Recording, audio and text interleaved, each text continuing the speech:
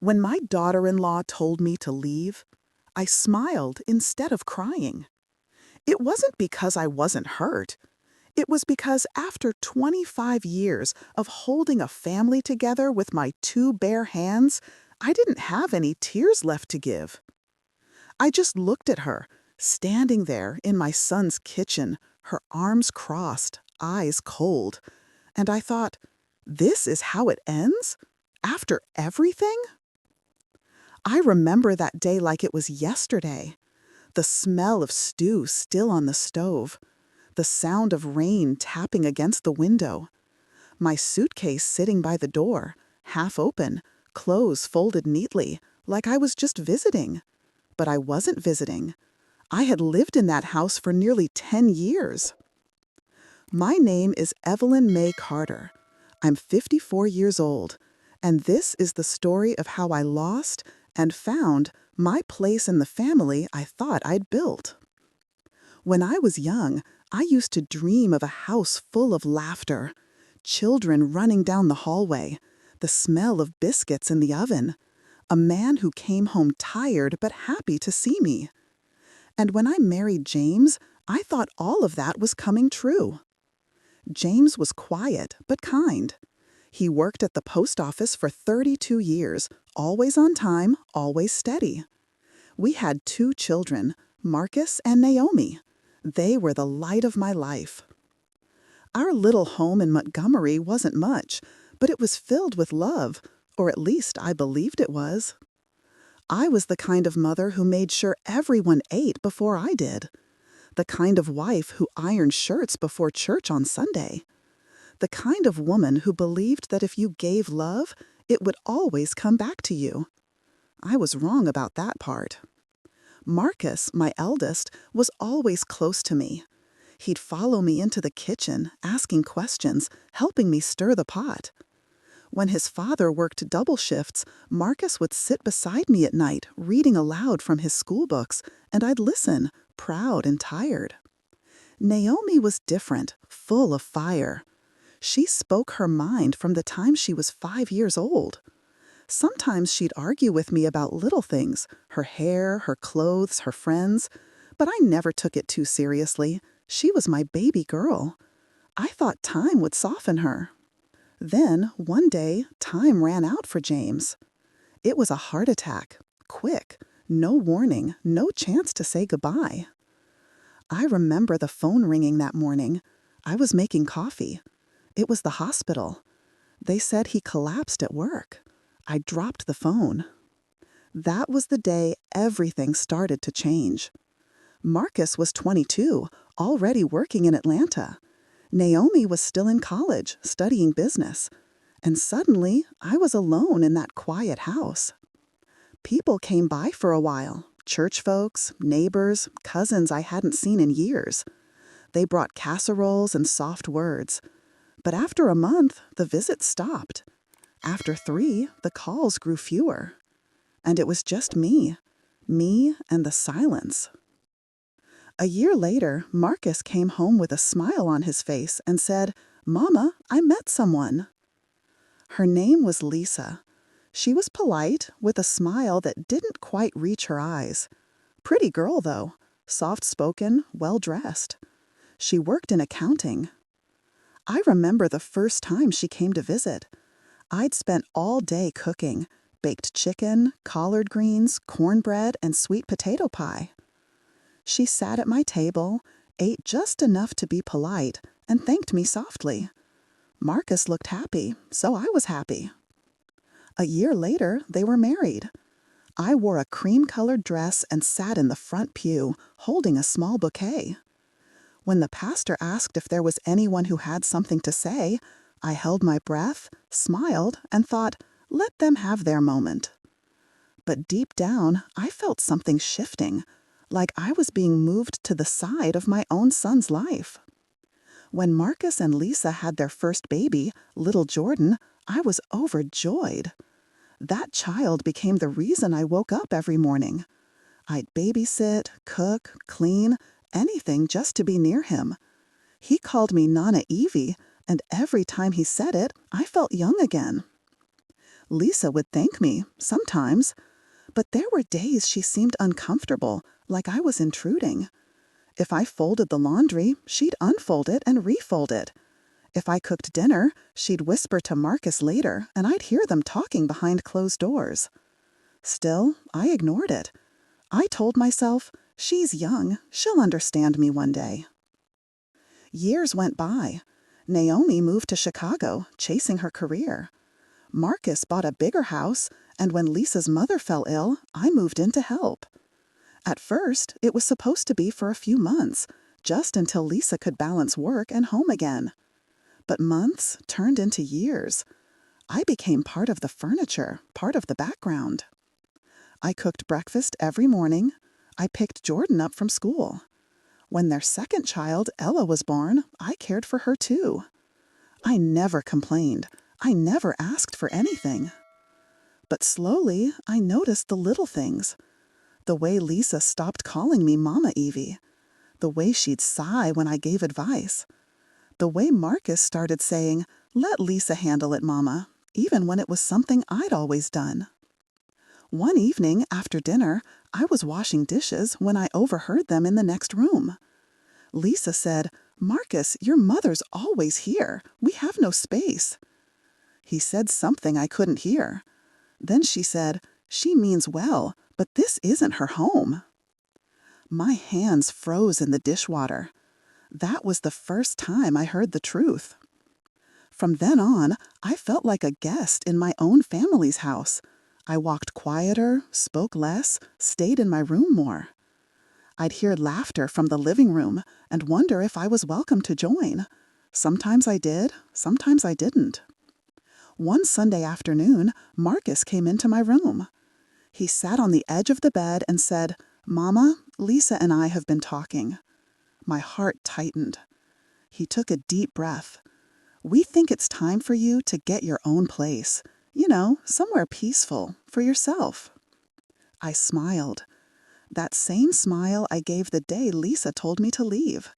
A small, quiet smile that hid 1,000 cracks inside me. I said, "All right, baby, I understand." He hugged me, and when he left the room, I sat there in silence. The rain started falling outside, and I thought about all the years, all the meals, all the nights rocking babies to sleep, all the prayers whispered in the dark. And I wondered if any of it still mattered. The next morning, I packed, neatly, carefully, like I was folding away pieces of my life. Lisa stood by the door, arms crossed. She didn't say much, just nodded when I told her I'd be gone by noon. Jordan came running down the stairs. "Nana, where you going?" I knelt down, smiled, and said, "Just taking a little break, baby." He hugged me tight, his little arms around my neck. I held on longer than I should have. When I finally stepped outside, the sun had come out after the rain. The air smelled like wet grass.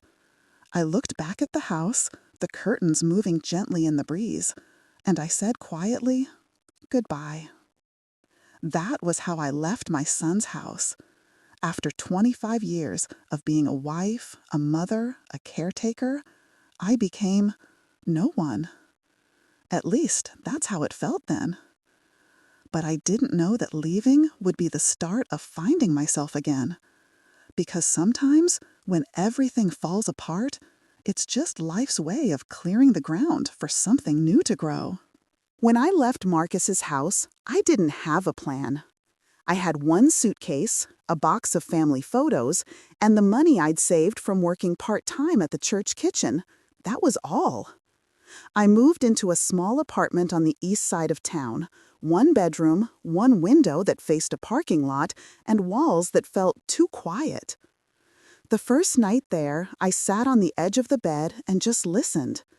There was no sound of laughter from the hallway, no footsteps of children running to my door, just the hum of the refrigerator and the ticking of an old wall clock I'd brought with me. That silence, it was heavy, like it was sitting on my chest. For years, my life had been about someone else, cooking for them, caring for them, worrying about them. Now it was just me, and I didn't know what to do with myself. I woke up early the next morning, like I always did. Old habits die hard. I made a pot of coffee and stood by the window, watching people go to work. Couples holding hands, parents loading their kids into cars. It felt like watching a movie I wasn't in anymore.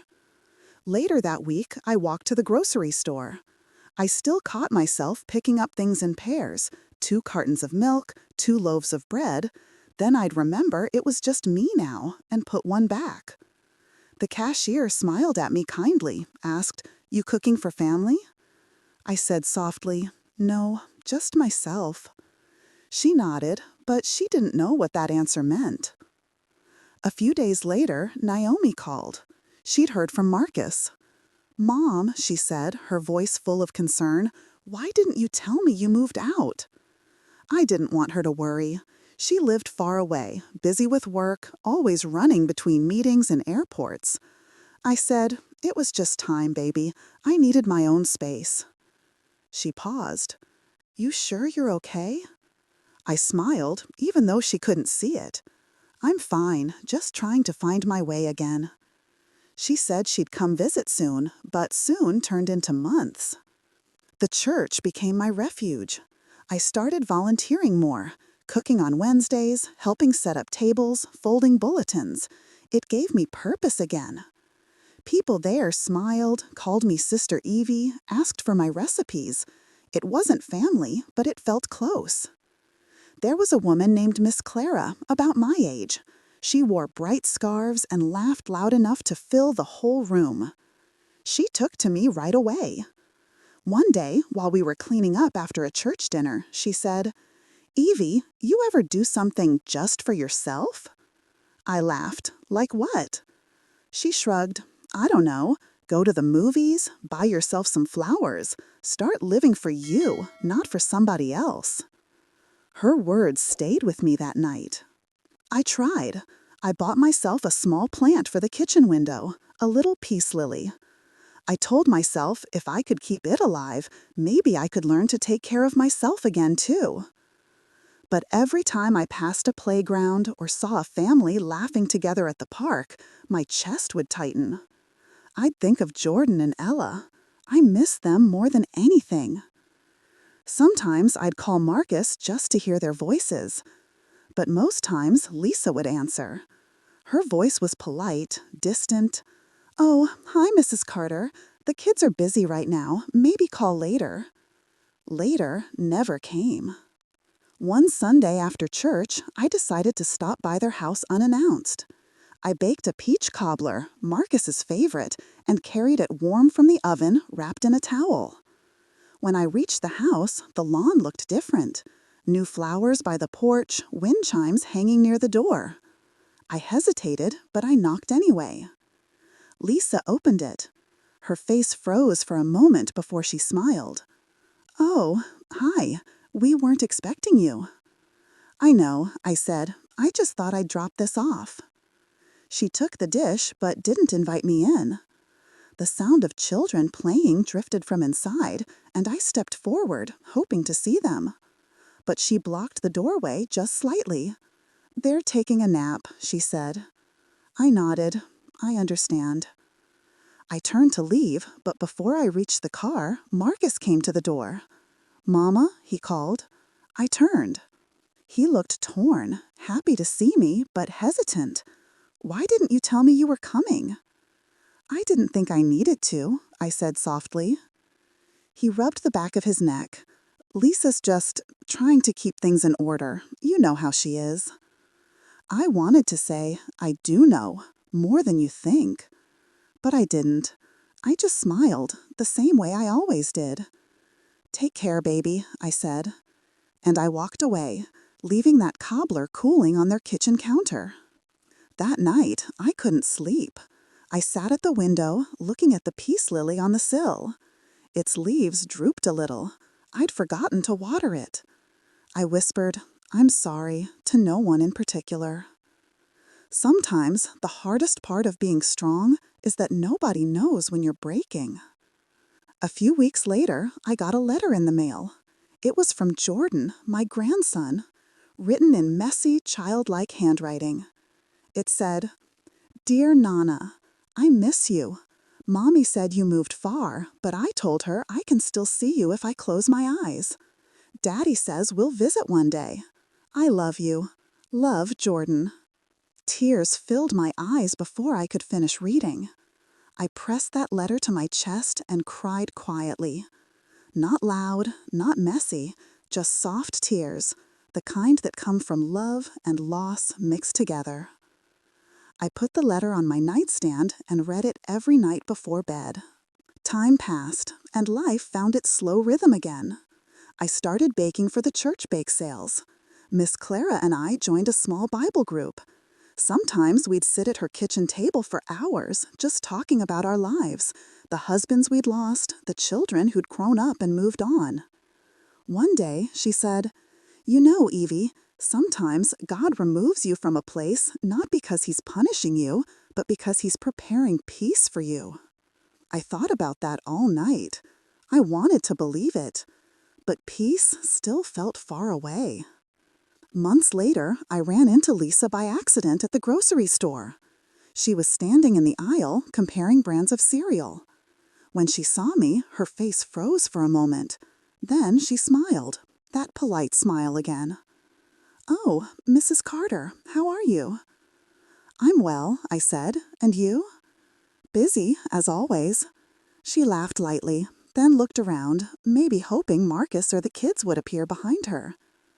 I asked gently, "How are the children?" "They're good," she said. Then, after a pause, "Jordan's in soccer now. Ella's starting school." My heart lifted a little. That's wonderful. For a moment, it felt almost normal. Two women talking in a grocery store, sharing small pieces of life. But then she glanced at her watch and said, "Well, I should get going." "Of course," I said, smiling. "Tell them Nana loves them." "I will," she said, though I wasn't sure if she would. As she walked away, I stood there for a long time, staring at the row of cereal boxes, blinking back tears.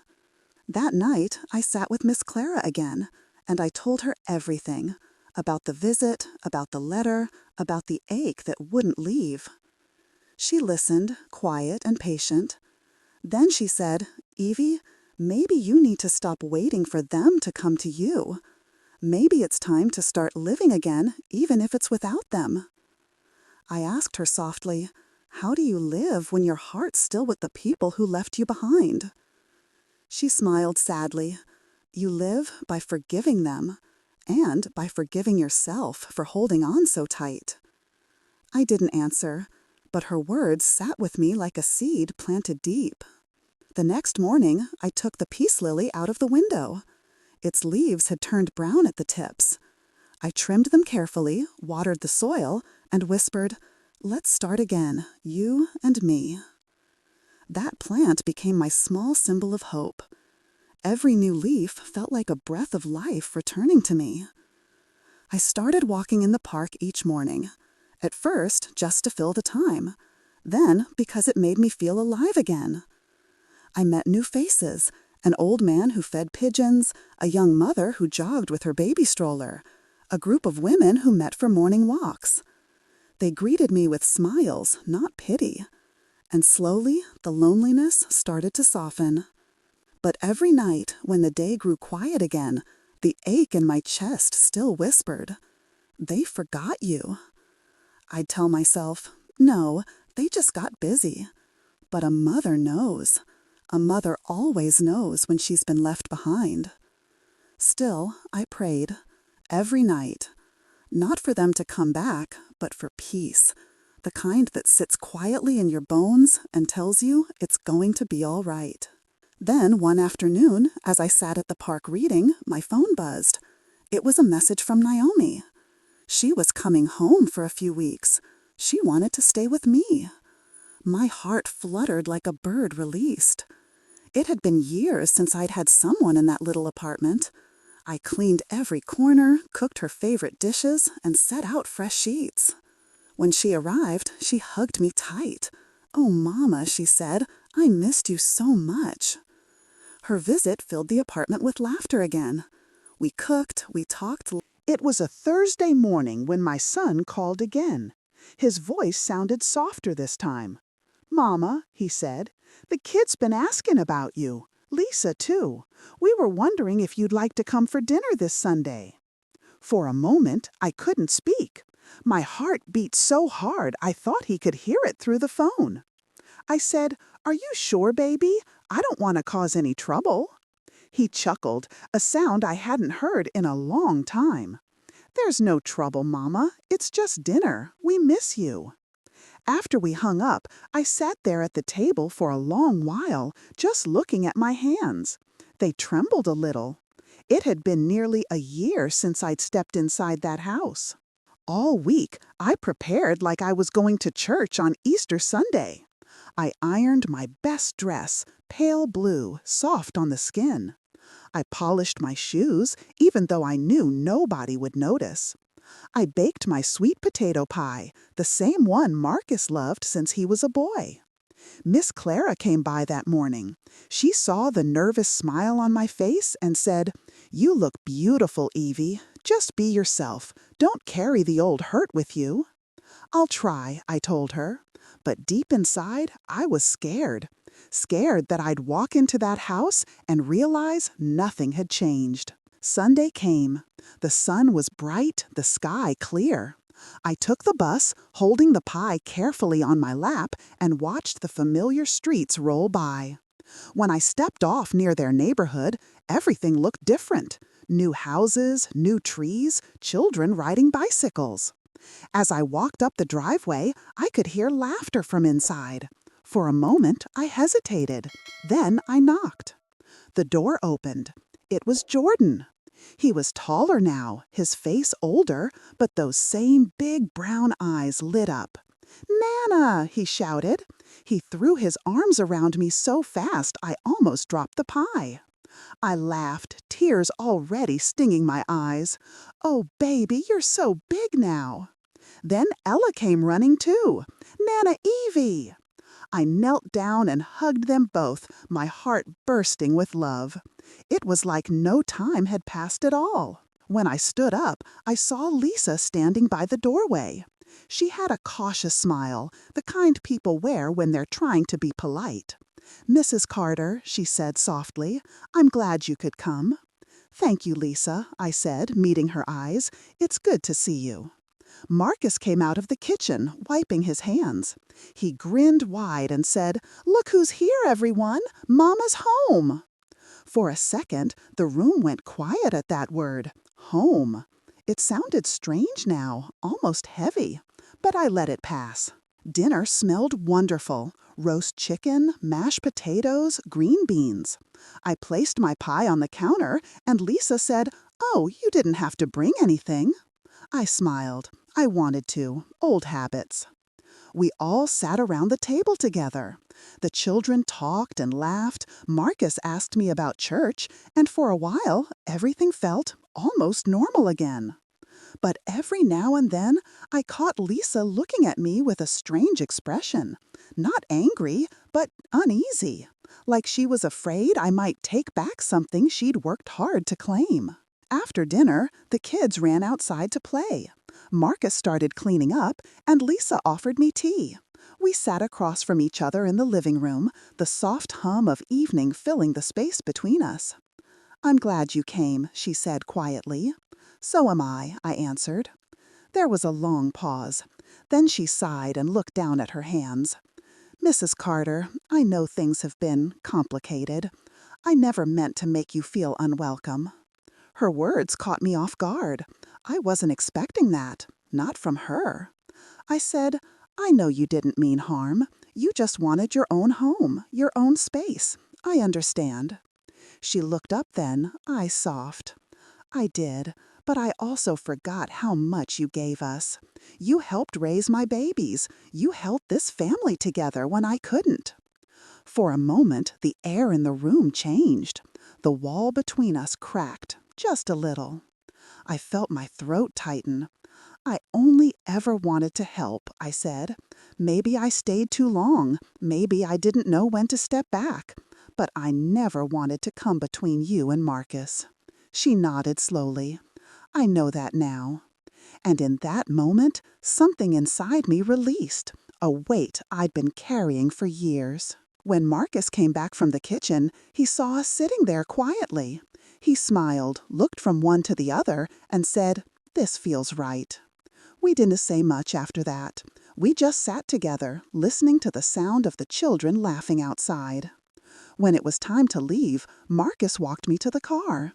He looked older, a few gray hairs at his temple, lines at the corners of his eyes.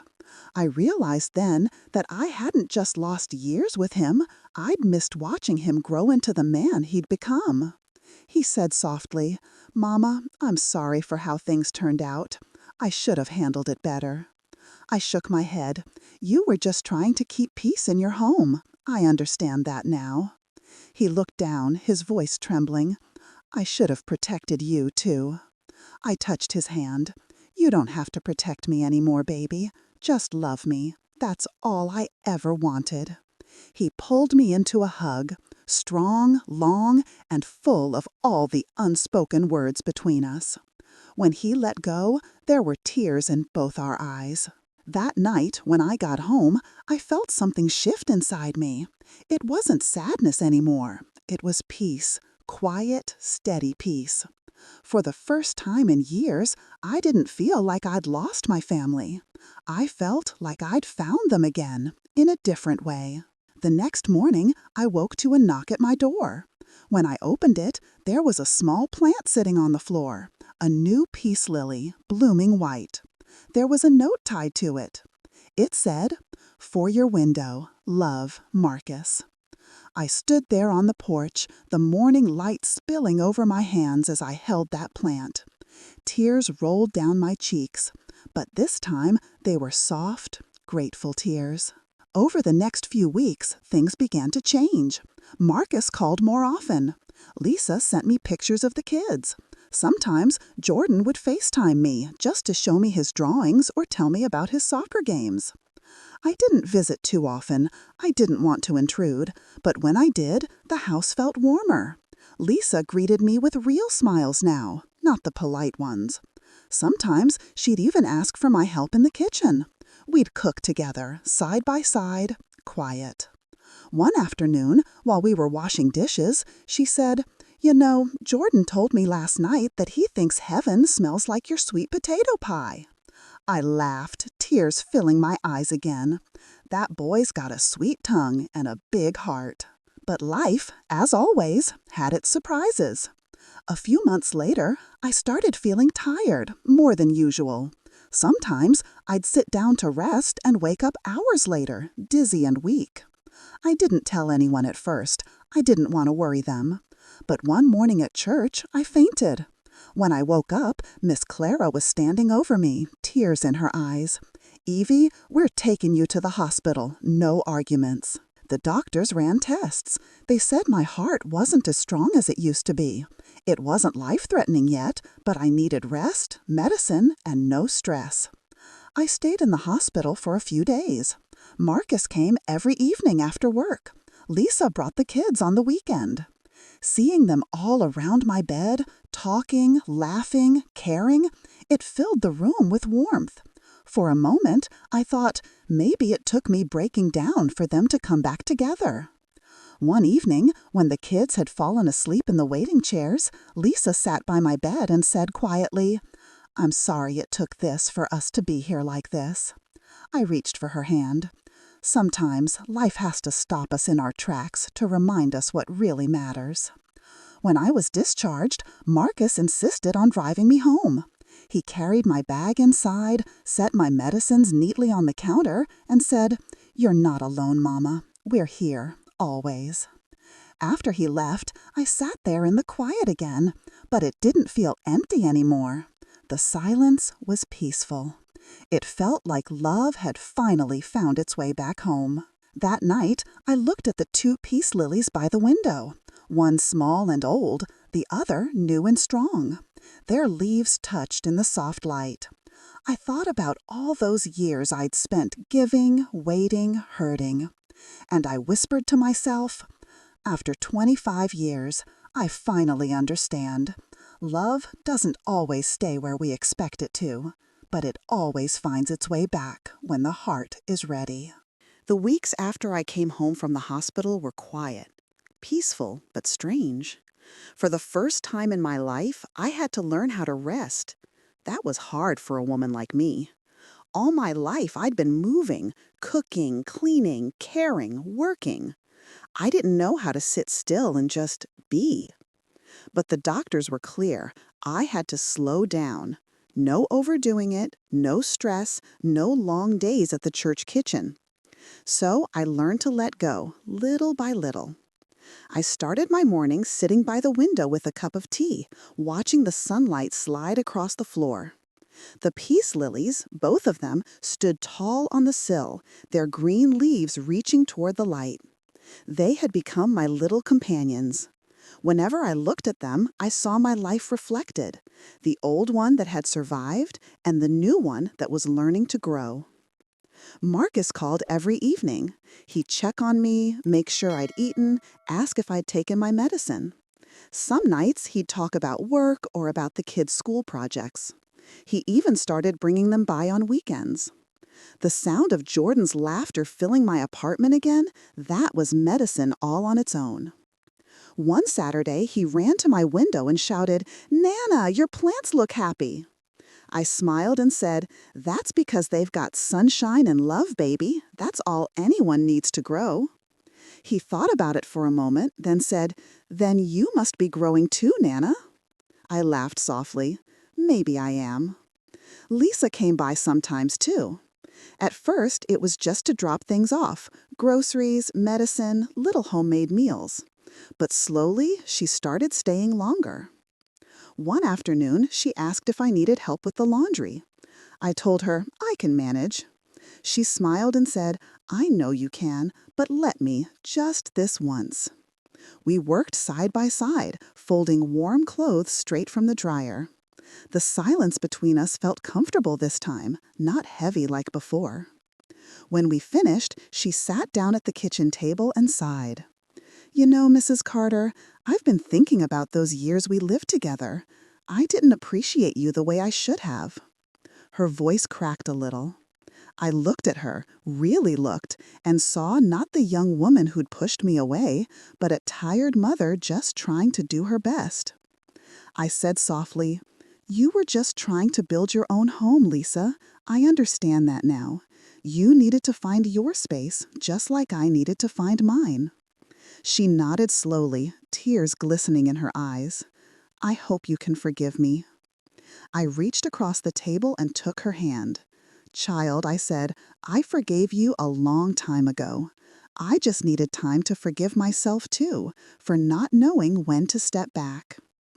For a while, we sat there in quiet understanding. And for the first time, it felt like we were no longer two women divided by walls, but two mothers who had both learned how fragile love can be. As the months passed, my strength began to return. I started cooking again, not for anyone else, but for me. Simple meals, small portions, made with care. I'd hum to myself while I stirred the pot, the smell of onions and garlic filling the little kitchen. It reminded me of my younger days, of James, of our home, of laughter echoing down long-forgotten halls. Sometimes I'd talk to him while I cooked. "James," I'd whisper, "you'd be proud of our boy. He's turned out just fine." I liked to think he could hear me. Maybe he was sitting somewhere in heaven, smiling and saying, "I knew you'd be okay, Evie." Naomi called often, too.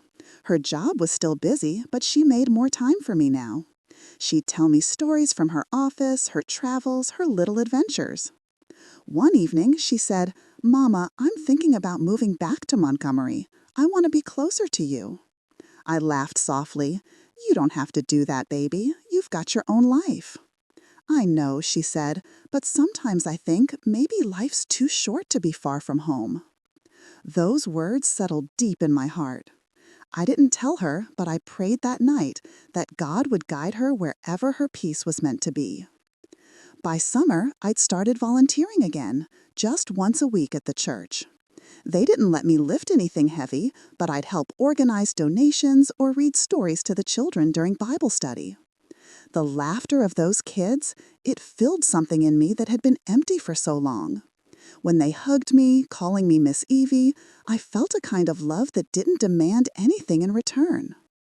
After one of the sessions, Miss Clara came over with her big smile and said, "Look at you, glowing like the sun. See? I told you peace would find you once you stopped chasing it." I smiled back and said, "You were right, Clara. Sometimes we spend years trying to fix what's broken when all we really need is to heal ourselves." She hugged me tight. Now that's the wisdom of a woman who's lived. One Sunday morning, Marcus and his family surprised me by showing up at church. When I saw them walking down the aisle, Lisa holding Ella's hand, Marcus carrying Jordan on his hip, I couldn't hold back my tears. They sat beside me, and during the service, Jordan leaned his head against my arm and whispered, "Nana, I told Mommy we should come. God likes it when families sit together." I smiled so hard my face hurt. "Yes, baby," I whispered back, "he surely does."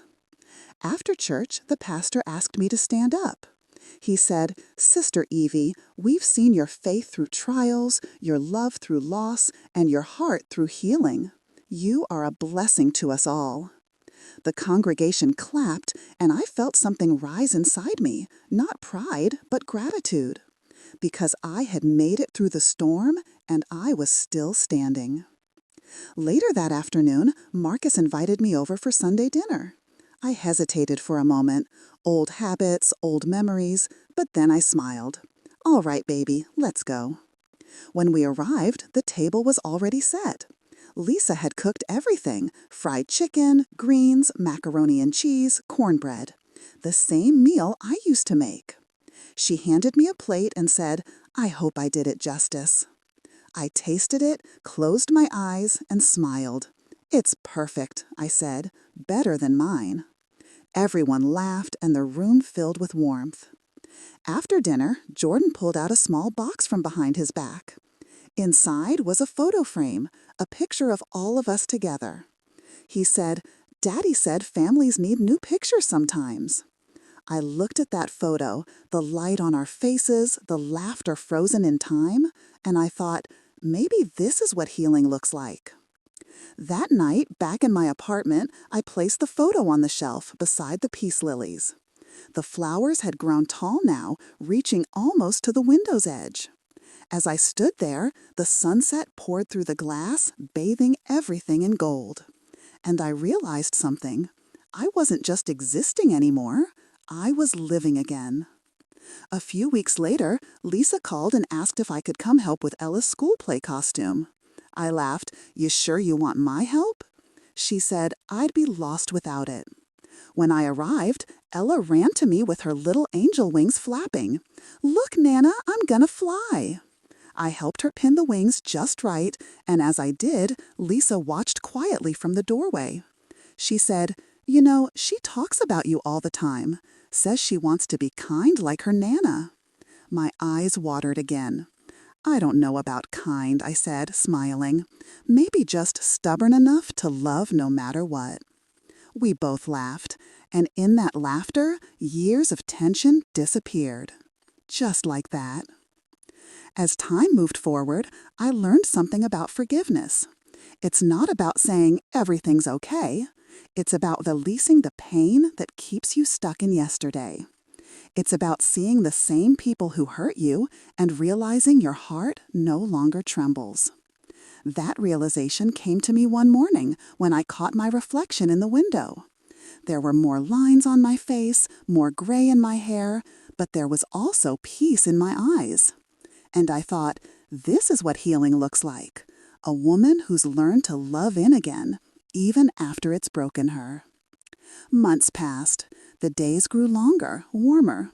Sometimes I'd walk to the park with Miss Clara. Other times I'd visit Marcus's house and cook with the kids. I didn't live there anymore, but I didn't need to. Love had found its balance. I had my space and they had theirs, but we were connected, heart to heart, the way family should be. One evening, while I was watering the lilies, Naomi called. Her voice was full of excitement. "Mama, guess what? I took the job in Montgomery. I'm moving home next month." I nearly dropped the watering can. "Baby, are you serious?" She laughed. "Yes, Mama. I want to be close. I miss home. I miss you." Tears filled my eyes. Well, this old heart of mine's got room for one more. We both laughed, but inside I thanked God. Because after 25 years of giving, losing, and learning, everything was coming back together. Not the same as before, but better. That night, I sat by the window again, looking out at the quiet street below. The lilies swayed gently in the evening air, and I felt James's presence beside me somehow, soft, comforting. I whispered, "You see, James, the family's okay now. We're all okay." And for the first time in a long time, my heart was completely still. It's funny how the years can change the way we see things. I used to believe life was about holding everything together, making sure everyone was happy, fed, and safe. But now, in the stillness of my later years, I see that life is really about learning when to hold on and when to let go. Letting go doesn't mean you stop loving. It just means you stop carrying the weight of what's already been forgiven. I think about that a lot these days, especially when I sit by my window and watch the peace lilies swaying in the breeze. They've grown tall now, almost too tall for the little pots they're in. Sometimes I laugh and say, "Look at you, outgrowing your home again." It reminds me of my children, of Marcus leaving for college, of Naomi finding her voice in the world, of myself learning after so many years that it's never too late to grow in a new direction. When Naomi moved back to Montgomery, she rented a small house just a few blocks away. On moving day, she showed up at my door with boxes and a big grin. "Mama," she said, "I'm home." Those words filled my heart like sunshine. For weeks afterward, she'd stop by every morning for coffee. We'd sit together on my little porch, wrapped in soft shawls, watching the neighborhood wake up. Sometimes we'd talk, other times we'd just sit in silence. Two women, mother and daughter, who had finally found peace in each other's company. She'd say, "Mama, you ever think about what you'd do differently if you could go back?" I'd smile and shake my head. "No, baby, not anymore." Every mistake I made taught me something I couldn't have learned any other way. A few months later, I had my 75th birthday. I didn't want a big celebration, but my children had other plans. They threw a small party at Marcus's house, just family, a few neighbors, and Miss Clara, of course. There were balloons, a cake, and that same fried chicken smell filling the air. When I walked in, everyone shouted, "Surprise!" I laughed so hard my eyes watered. Little Jordan ran to me with a handmade card that said, "Happy birthday, Nana, you are our heart." I hugged him tight and said, "You don't know how right you are, baby." During dinner, Marcus stood up and cleared his throat. He looked nervous. Then he said, "Mama, I want to say something." The room went quiet. He took a deep breath and said, "I know we've had hard times. Times I didn't stand up like I should have. Times I let other people's voices drown out yours. But I want you to know I've never stopped loving you. Everything good I've learned about being a parent came from you." His voice trembled a little at the end. I sat there, my hand shaking slightly, and said, "Son, you don't owe me any apologies. You became the man I prayed you'd be. That's all a mother ever wants." He smiled, and for a moment, I saw that same little boy who used to run to me with scraped knees and wide eyes, needing nothing more than love. Later that night, after everyone had gone home, I sat alone in the living room. The house was quiet, except for the hum of the ceiling fan and the crickets outside. The photo from dinner sat on the coffee table. My children, my grandchildren, my friends. All smiling, all whole.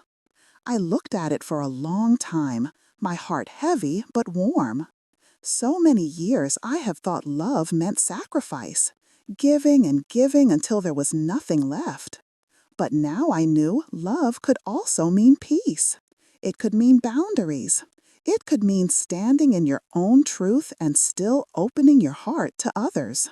A few days after the party, Miss Clara came by with her famous peach cobbler.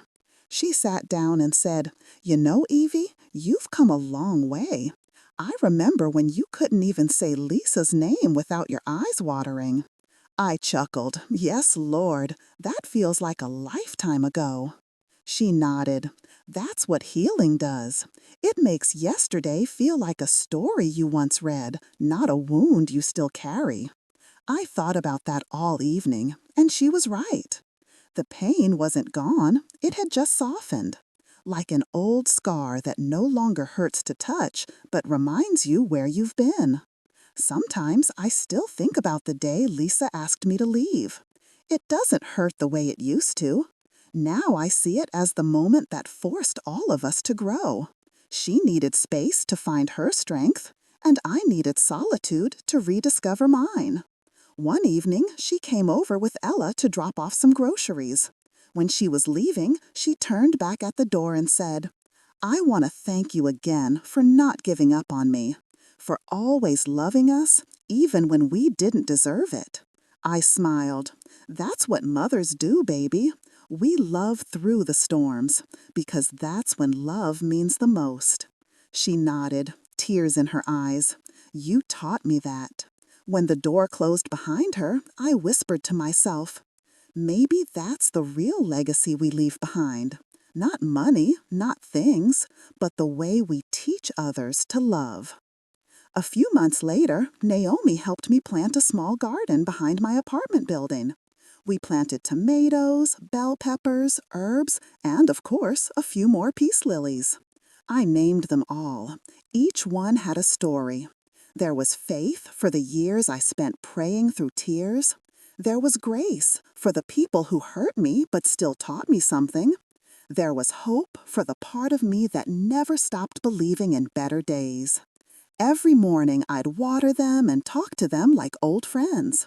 And in their quiet way, they reminded me to keep growing, to keep blooming, no matter how late in the season. Sometimes I still visit the church, though not as often as before. The younger folks handle most of the work now, but every time I walk through those doors, they greet me with smiles and hugs. "Miss Evie," they say, "you're our light." I smile back and think, if only you knew how dim that light once felt. But maybe that's the miracle of faith, that even the smallest flicker can guide someone else in the dark. One afternoon, I was sitting outside when Jordan ran up to me out of breath. "Mama, guess what?" he said. "I'm in the school choir now." I grinned. "Well, I hope you sing as sweet as you talk, baby." He nodded proudly. "Daddy says you used to sing too." I laughed. "Oh, I did, in the church choir, many moons ago." He looked thoughtful for a moment. "Will you come to my concert?" My throat tightened. Of course, baby. I wouldn't miss it for the world. That night, I sat in my chair by the window, remembering the sound of my own voice when I used to sing hymns. I realized I hadn't sung in years, not since James passed. So, softly, I began to hum. It was shaky at first, but soon the tune grew steadied. A lullaby my mother used to sing to me. And as I sang, I felt tears roll down my cheeks. But they were gentle tears, not of sadness, but of release. Months passed, and life settled into its quiet rhythm. Morning tea, little walks, visits from the children. Some nights I'd still talk to James, telling him about our family, about the garden, about the lilies that refused to stop blooming. And sometimes, in those still moments, I'd feel his presence so strong, like he was right there beside me. I'd close my eyes and whisper, "We did it, James. We made it through." It's strange. I used to think after 25 years meant the end of something, the end of love, the end of purpose. But now I see it differently. After 25 years means I survived. I changed. I learned that love doesn't fade. It just shifts shape. It becomes quieter, wiser, softer, like a song you hum instead of sing. Now, when I look at my family, Marcus and Lisa, Naomi, the grandchildren, I don't see what was lost. I see what was found again. I see connection rebuilt with patience and hearts stitched back together by forgiveness. That's the beauty of life. It gives you chances to begin again, even when you think your story's already been written. Some nights I light a candle before bed and whisper a small prayer. Thank you, Lord, for giving me enough time to understand what love truly means. Thank you for teaching me that endings are just beginnings in disguise. And thank you for every person who came into my life, even the ones who broke me, because they all helped me find my strength. Then I blow out the candle, and in the darkness, I feel nothing but peace. Maybe that's what life after 25 years is all about. Not the tears, not the regrets, but the quiet acceptance that everything happened exactly as it was meant to. The people who left made room for the people who stayed. The pain that once hollowed me out made space for grace to fill me. And the woman I used to be, the one who cried silently behind closed doors, has finally found her voice again. A softer one, a wiser one, but still my own. So when I look at the peace lilies by the window now, I don't just see plants. I see the